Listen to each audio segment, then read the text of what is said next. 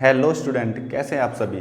तो चलिए दोस्तों, बहुत सारी रिक्वायरमेंट हमारे पास आ रही थी बच्चों की, कमेंट्स भी हमारे पास आ रहे थे कि सर 9th क्लास का जो मैथ है एनसीईआरटी का वो हमें सोल्व करके बताइए।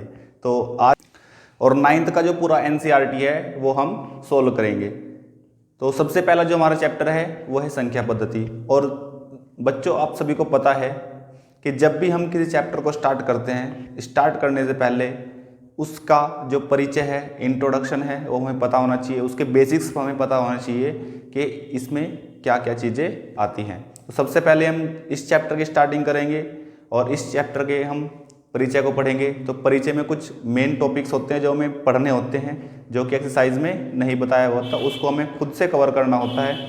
अगर हमें बेसिक पता होता है तो हम कोई भी क्वेश्चन आसानी से सोल्व कर लेते हैं। तो चलिए शुरू करते हैं। तो सबसे पहला हमारा चैप्टर है वो पार्ट 1 संख्या पद्धति है, इसका परिचय पढ़ेंगे। सबसे पहले कुछ इसमें नंबर्स होते हैं, उनको हमें पढ़ना है। सबसे पहले जैसे हमारे पास है प्राकृतिक संख्याएं। प्राकृतिक संख्याओं को n से डिनोट करते हैं। यह संख्या 1 से अनंत तक होती है, यानी कि जो प्राकृतिक संख्याएं होती हैं वो 1 से लेकर के स्टार्ट होती है। 1 2 3 4 5 6 7 डैश, ऐसे ही ये चलती हुई जाएंगी। दूसरा पूर्ण संख्याएं। पूर्ण संख्याओं को हम W से डिनोट करते हैं, W से प्रदर्शित करते हैं। ये कहाँ से स्टार्टिंग होती है? यह संख्या 0 से अनंत तक होती है, यानी कि 0 1 2 3 4 और डैश, आगे अनंत तक जाएंगी। बस इसमें और इसमें क्या अंतर है? ये 1 से स्टार्टिंग हो रही है और ये हमारी 0 से स्टार्टिंग हो रही है। अगर हम प्राकृतिक संख्याओं में 0 को रख दें, शुरू में 0 को रख दें, तो हमारे पास क्या बन जाती है? पूर्ण संख्याएं बन जाती हैं। उसके बाद हमारे पास आती है पूर्णांक। पूर्णांक को हम Z से डिनोट करते हैं। सभी पूर्ण संख्या तथा ऋणात्मक संख्याएं 0 के साथ मिलकर पूर्ण संख्याएं बनाती है। अब सभी पूर्ण संख्या तथा ऋणात्मक संख्याएं 0 के साथ मिलकर एक पूर्ण संख्या बनाती है। इसका मतलब क्या है कि 0 से 1 2 3 4 5 इधर भी जाएगा अनंत तक, और -1 -2 -3 -4 -5 इधर भी ये अनंत तक जाएगा। तो पूर्ण संख्या हमारे पास ये हो गई। इसमें ऋणात्मक संख्या मिलकर के क्या बन गई? ये पूर्णांक बन गई। अब इसके दो पार्ट होते हैं, एक धनात्मक पूर्णांक और एक ऋणात्मक पूर्णांक। अब 0 से जो इधर वाले होते हैं इनको बोलते हैं हम धनात्मक पूर्णांक, और 0 से जो इधर वाले होते हैं इनको बोलते हैं हम ऋणात्मक पूर्णांक, और 0 के साथ मिलकर के पूरा बन जाता है पूर्णांक। तो इसके दो पार्ट होते हैं।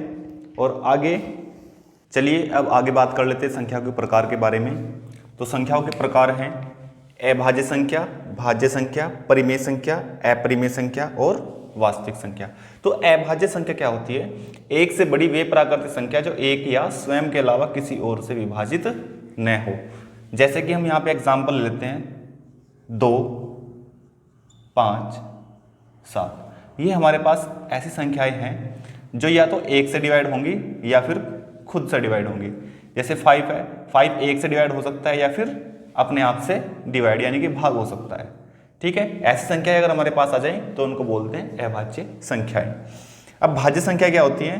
अभाज्य संख्याओं को छोड़कर जो बाकी संख्याएं बचती हैं सब क्या होती हैं? भाज्य संख्या होती हैं।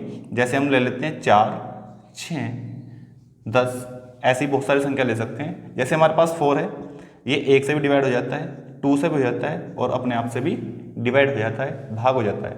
ऐसे ही 6 भी 1 से हो जाएगा, 2 से हो जाएगा, 3 से हो जाएगा और खुद से भी डिवाइड हो जाता है, इसलिए इसको बोलते हैं भाज्य संख्या। एक से बड़ी वे प्राकृतिक संख्या जो एक या स्वयं के अलावा किसी और से विभाजित हो जाए उनको बोलते हैं भाज्य संख्याएं। अब नेक्स्ट बात करते हैं परिमेय संख्या की। परिमेय संख्या को Q से डिनोट करते हैं। इन संख्याओं को P/Q के रूप में लिखा जा सकता है, यानी कि इसको बटे के रूप में लिखा जा सकता है। जैसे कि हम लिख सकते हैं 1/2 3/4 5/6, ऐसी बहुत सारी संख्या जो भी बटे के रूप में लिखी जा सकती है उसको बोलते हैं हम परिमेय संख्याएं। अब आप बात करेंगे कि जी हमारे पास जो पाई होता है, पाई का मान होता है 22/7, तो ये भी हमारे पास परिमेय संख्या होगी? नहीं, ये परिमेय संख्या नहीं होती, ये होती है अपरिमेय संख्या। पर आप कहोगे इसको बटे के रूप में लिखा जा रहा है तो ये परिमेय क्यों नहीं है? तो जो 22/7 है ये इसकी एग्जैक्ट वैल्यू नहीं है, इसलिए इसको अपरिमेय ये कैटेगरी में रखते हैं। तो अपरिमेय संख्या क्या होती है? वे संख्याएं जिन्हें P/Q के रूप में नहीं लिखा जा सकता। तो पाई भी क्या है हमारे पास? अपरिमेय है। और जैसे हम ले सकते हैं कि रूट के अंदर 2 ले लिया, रूट के अंदर हमने 5 ले लिया, तो इनको हम बटे के रूप में नहीं लिख सकते, इसलिए अपरिमेय संख्याएं होती हैं। अब जैसे वास्तविक संख्याएं हमारे पास हैं, वास्तविक को बोलते हैं आर, यानी कि रियल नंबर्स। सभी संख्याओं का जो संग्रह होते हैं उसको बोलते हैं वास्तविक संख्याएं। तो जितनी भी हमने संख्याएं पढ़ी हैं ये सब क्या होती हैं, सभी वास्तविक संख्याएं होती हैं, यानी कि इनका एक संग्रह जो बन जाता है उसको बोलते हैं वास्तविक संख्याएं। तो बच्चों, आशा करता हूँ मेरी समझाई हुई वीडियो में आपको सब कुछ समझ में आया होगा, और आगे भी मैं यही आशा रखूँगा कि आपको बहुत ही अच्छे से मैं सिखा सकूँ। तो नेक्स्ट हम वीडियो लेके आ रहे हैं एक्सरसाइज को लेकर के, जिसमें 1.1, 1.2, 1.3 एनसीईआरटी की जितनी भी एक्सरसाइज होंगी वो सब आपको अच्छे से समझाई जाएंगी।